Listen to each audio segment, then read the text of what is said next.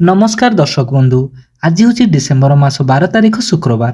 আজি দিন যাকর টপ 10 গুরুত্বপূর্ণ খবর উপরে আসন্তু নজর পকাইবা।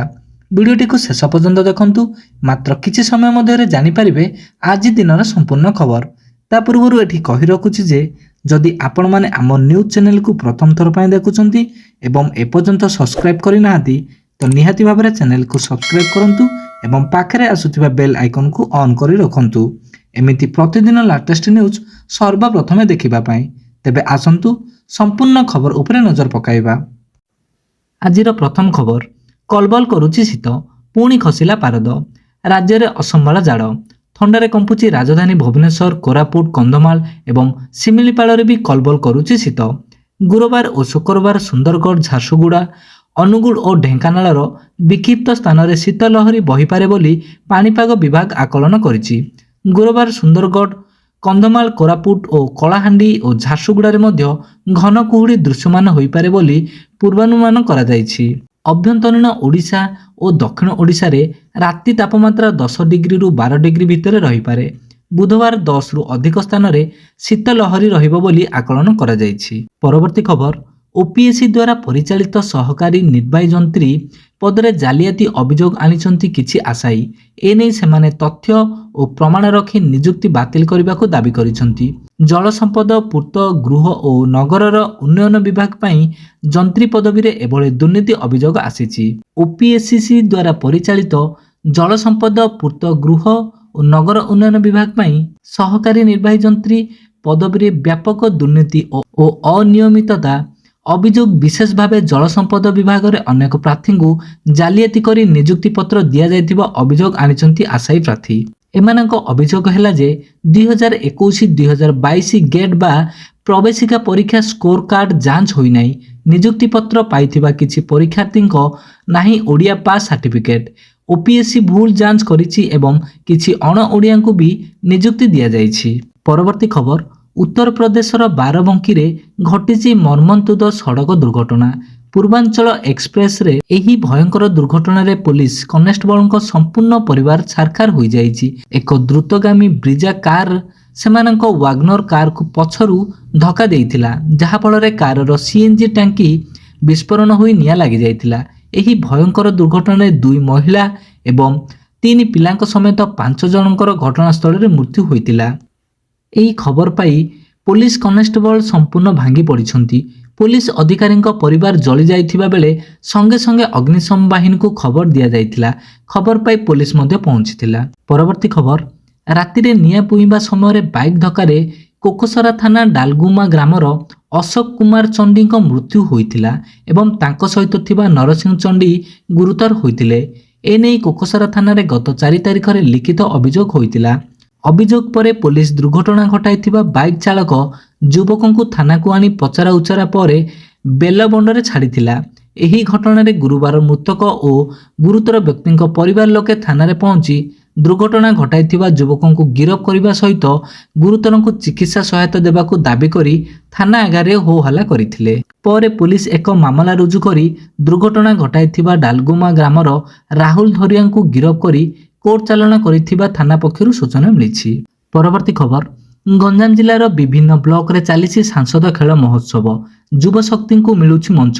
ବିକଶିତ ଓଡ଼ିଶାରେ କ୍ରୀଡ଼ାକୁ ଦିଆଯାଉଛି ପ୍ରାଧାନ୍ୟ, ହେଲେ ତୃଣମୂଳ ସ୍ତରରେ ଖେଳାଳି ସୃଷ୍ଟି କରିବା ପାଇଁ ଯେଉଁ ଖେଳ ପଡ଼ିଆରେ ଆବଶ୍ୟକତା ରହିଛି ତାହାର ବିକାଶ କଥା ଭୁଲି ଯାଇଛନ୍ତି ସରକାର। ରକ୍ଷଣାବେକ୍ଷଣ ଅଭାବରୁ ଗଛଲତାରେ ଭର୍ତ୍ତି ହେଲାଣି ଖେଳ ପଡ଼ିଆ।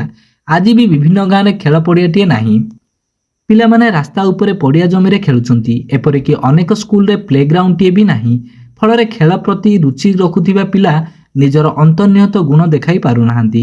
ଆଉ ଯେଉଁ ଯୁବକ ଯୁବତୀ ଖେଳ ପ୍ରତି ରୁଚି ରଖୁଛନ୍ତି ସେମାନେ ବହୁ ଅସୁବିଧାର ସମ୍ମୁଖୀନ ହେଉଛନ୍ତି। ସରକାର ଏବେ ବ୍ଲକ ସ୍ତରରୁ ପ୍ରତିଭାବାନ ଖେଳାଳି ବାଛିବା ପାଇଁ ସାଂସଦ ଖେଳ ମହୋତ୍ସବ ଆୟୋଜନ କରୁଛନ୍ତି। ଆଉ ଲକ୍ଷ ଲକ୍ଷ ଟଙ୍କା ମଧ୍ୟ ଖର୍ଚ୍ଚ କରୁଛନ୍ତି। ଗାଁ ଗହଳିରୁ ହଜି ଯାଉଥିବା କବାଡ଼ି, ଖୋଖୋ, କ୍ରିକେଟ, ଫୁଟବଲ ପରି ଅନେକ ଖେଳରେ ପ୍ରତିଯୋଗିତା କରି ଖେଳାଳିଙ୍କ ମନୋବଳ ବଢ଼ାଇବାକୁ ଉଦ୍ୟମ କରୁଛନ୍ତି। ହେଲେ ସ୍କୁଲ କି ଗାଁ ଗହଳିରେ ଖେଳ ପଡ଼ିଆ ବ୍ୟବସ୍ଥା ନ କରି କେବଳ ବ୍ଲକ ସ୍ତରରେ ସାଂସଦ ଖେଳ ମହୋତ୍ସବ କଲେ କିଛି ଲାଭ ହେବ ନାହିଁ ବୋଲି ସାଧାରଣରେ ମତ ପାଇଛି। ପରବର୍ତ୍ତୀ ଖବର, 1000 ଫୁଟ ତଳକୁ ଟ୍ରକ୍ ଖସି 18 ଜଣଙ୍କର ମୃତ୍ୟୁ ଘଟିଛି। ଅରୁଣାଚଳ ପ୍ରଦେଶର ଅଞ୍ଜା ଜିଲ୍ଲାରେ ଏହି ଭୟଙ୍କର ଦୁର୍ଘଟଣା ଘଟିଛି।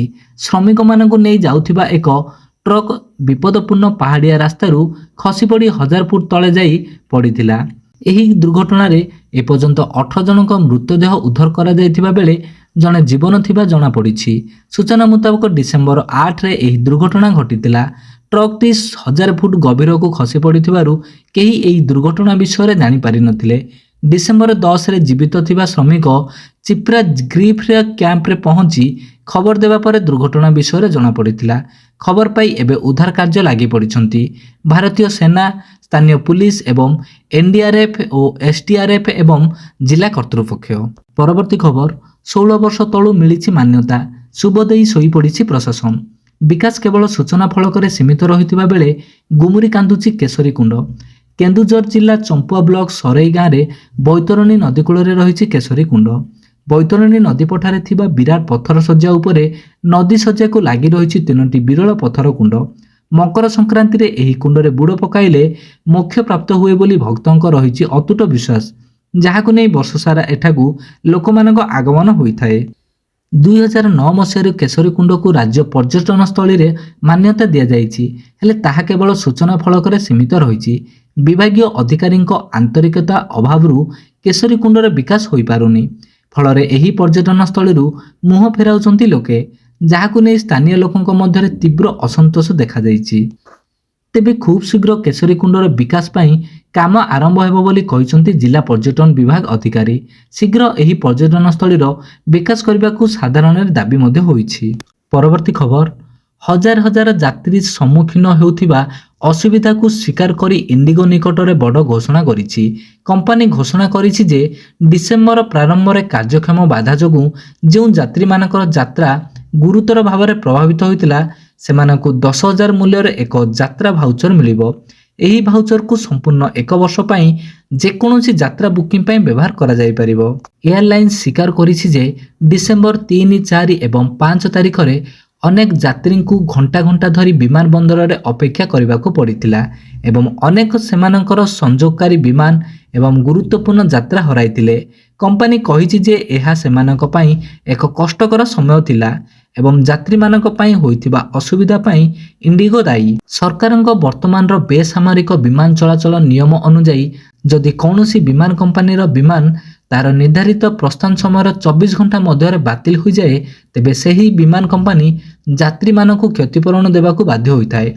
ଉଡ଼ାନ ଦୂରତା ଏବଂ ଯାତ୍ରା ସମୟ ଉପରେ ନିର୍ଭର କରି ଯାତ୍ରୀମାନେ 5,000ରୁ 10,000 ପର୍ଯ୍ୟନ୍ତ ବିଭିନ୍ନ କ୍ଷତିପୂରଣ ପାଇବେ।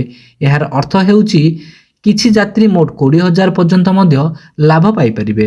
ପରବର୍ତ୍ତୀ ଖବର, ମୌଳିକ ସୁବିଧା ସୁଯୋଗ ପାଇଁ ଅହରହ ହେଉଛନ୍ତି ସଂଗ୍ରାମ। କନ୍ଧମାଳ ଜିଲ୍ଲା ଦାରିଙ୍ଗବାଡ଼ି ବ୍ଲକ ସରାମୁଳି ପଞ୍ଚାୟତର ଗାନ୍ଦୁରୀ ଗାଁକୁ ଆଜି ଯାଏଁ ପହଞ୍ଚିନି ବିଦ୍ୟୁତ। ଗାଁରେ ଦୀର୍ଘ ଦିନ ଧରି 20ରୁ ଉର୍ଦ୍ଧ୍ୱ ପରିବାର ବସବାସ କରି ଆସୁଛନ୍ତି, ହେଲେ ଦୁଃଖର କଥା ସେମାନଙ୍କ ପାଖେ ସରକାରୀ ଯୋଜନା ପହଞ୍ଚି ପାରିନାହିଁ। ବିଦ୍ୟୁତ ନଥିବାରୁ କ୍ୟାଣ୍ଡେଲ ଜାଳି ରାତି ବିତାଉଛନ୍ତି ଲୋକେ। ଖାଲି ବିଦ୍ୟୁତ କାହିଁକି, ପ୍ରଧାନମନ୍ତ୍ରୀ ଆବାସ ଯୋଜନାରେ ଲୋକଙ୍କୁ ଘରେ ଖଣ୍ଡ ମଧ୍ୟ ମିଳିନି। ଫଳରେ ଖରା ବର୍ଷାକୁ ଖାତିର ନ କରି ଝାଟିମାଟି ଘରେ ଦୟନୀୟ ଭାବେ ଜୀବନ ବିତାଉଛନ୍ତି ଲୋକେ। ଅନ୍ୟପଟେ ଗାଁରେ ଅଙ୍ଗନବାଡ଼ି କେନ୍ଦ୍ରଟିଏ ମଧ୍ୟ ନାହିଁ। ଅଙ୍ଗନବାଡ଼ି କେନ୍ଦ୍ର ନଥିବାରୁ 4 କିଲୋମିଟର ଦୂରକୁ ପିଲାଙ୍କୁ ଯିବାକୁ ପଡ଼ୁଛି। ଅନେକ ପିଲା ପ୍ରାକ୍ ଶିକ୍ଷାରୁ ବଞ୍ଚିତ ହେବା ସହ ସେମାନଙ୍କୁ ଅଣ୍ଡା ଛତୁଆ ମିଳୁନଥିବା ଅଭିଯୋଗ ହୋଇଛି। ସମସ୍ୟା ସମ୍ପର୍କରେ ଗ୍ରାମବାସୀ ବ୍ଲକ ପ୍ରଶାସନଠାରୁ ଆରମ୍ଭ କରି ଜିଲ୍ଲା ପ୍ରଶାସନକୁ ଜଣାଇ ସାରିଲେଣି, ହେଲେ ଫଳ ଶୂନ।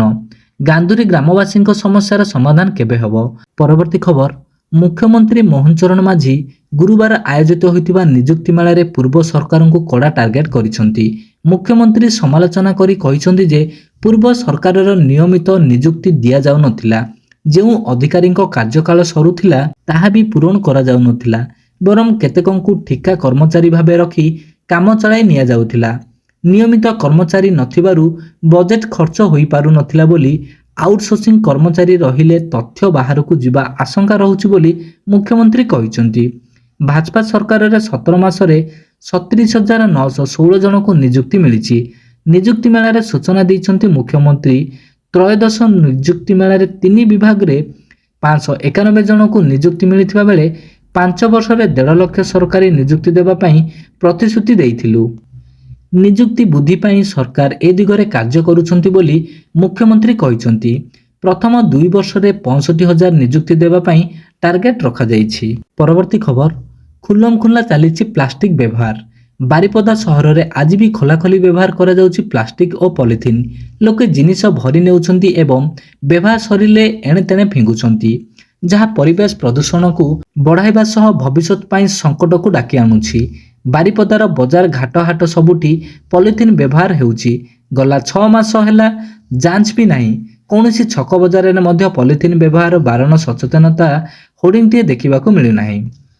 ସହରରେ ପଲିଥିନ୍ ବ୍ୟବହାର ନେଇ କଟକଣା ରହିଛି, ଯାହାକୁ ପାଳନ କରିବା ଦାୟିତ୍ୱ ବାରିପଦା ପୌରପାଳିକାର। ହେଲେ ମୁଖ୍ୟ ନଗରପାଳ ସରକାରୀ ବ୍ୟବସ୍ଥାକୁ ପରୋକ୍ଷରେ ଦାୟୀ କରିଛନ୍ତି ବୋଲି କହିଛନ୍ତି।